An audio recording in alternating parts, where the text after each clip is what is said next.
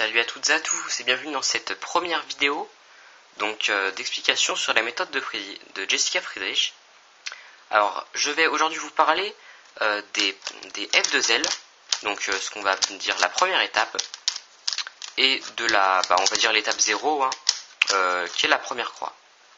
Donc pour la première croix, si vous ne comprenez pas tout, je vous conseille d'aller voir ma première vidéo sur comment résoudre le Rubik's Cube méthode difficile. J'explique tout en détail. Mais en fait, il va falloir pouvoir prévoir à l'avance les mouvements qu'on va faire pour faire la croix parfaite. Donc je vais vous faire, là je vais vous faire un exemple. Alors j'ai le orange qui est là, donc ici j'ai le rouge, donc qui est là. Donc je vais tout simplement lever le rouge. En le levant, je vais bouger le bleu qui est là. Donc le bleu va passer là. Et le bleu, lui, va là. Donc je vais devoir tourner deux fois le haut, de manière à ce que cette partie-là vienne ici, pour pouvoir le placer. Et le vert, lui, sera là. Donc ça, on verra après. Alors, donc je vous montre. Tac. Deux fois ça. Je lève. Et le vert, hop, placé. Donc voilà, c'était un exemple. Alors après, il faut l'orienter. Donc un exemple de croix parfaite.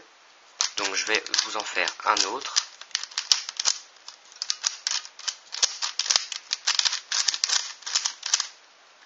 Voilà. Alors là, j'ai le orange qui est ici, que je veux mettre là. Le rouge qui est en face. Alors le orange, je vais tout simplement le lever comme ça. Ça ne va rien bouger à part lui-même. Le rouge, lui, par contre, je vais devoir le placer de ce côté-là. Et je vais devoir mettre le vert de ce côté. Donc le vert en fait va passer sur cette face, mais ça va plus nous arranger.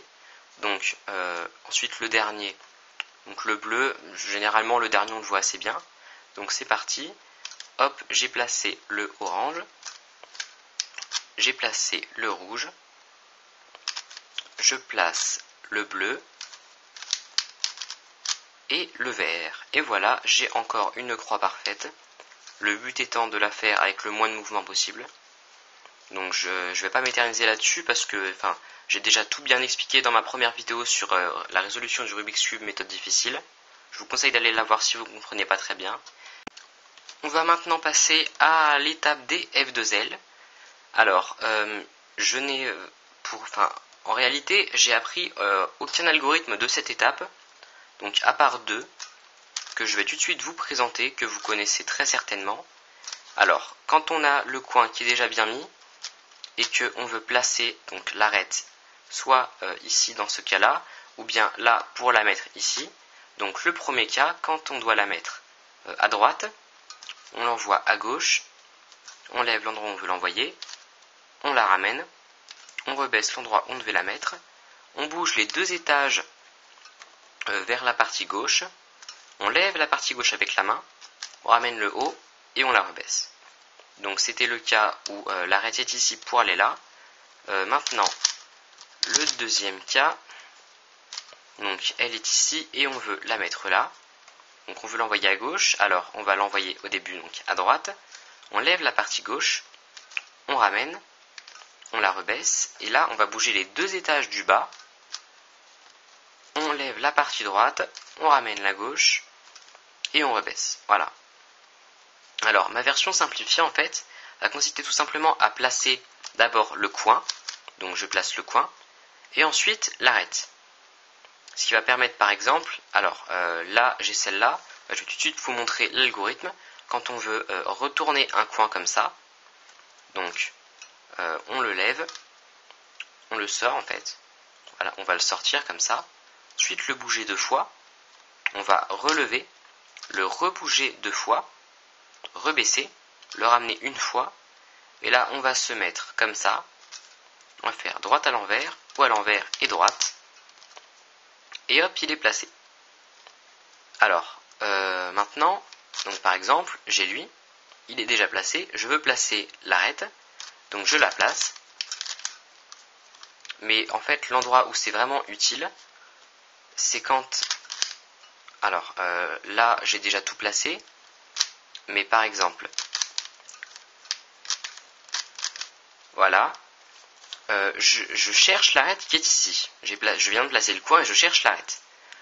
L'arête est ici, je veux la sortir. Et bah, j'ai pas besoin de faire un algorithme pour la sortir. Parce que justement le coin n'est pas placé.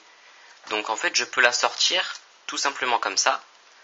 Et ça va m'économiser à chaque fois que j'ai ce cas-là un algorithme. Donc ce qui va permettre de pouvoir gagner du temps. Et voilà, alors je vous refais une petite démonstration. Bon, la croix, j'en parle pas trop, hein. Je l'ai déjà faite. Alors, voilà.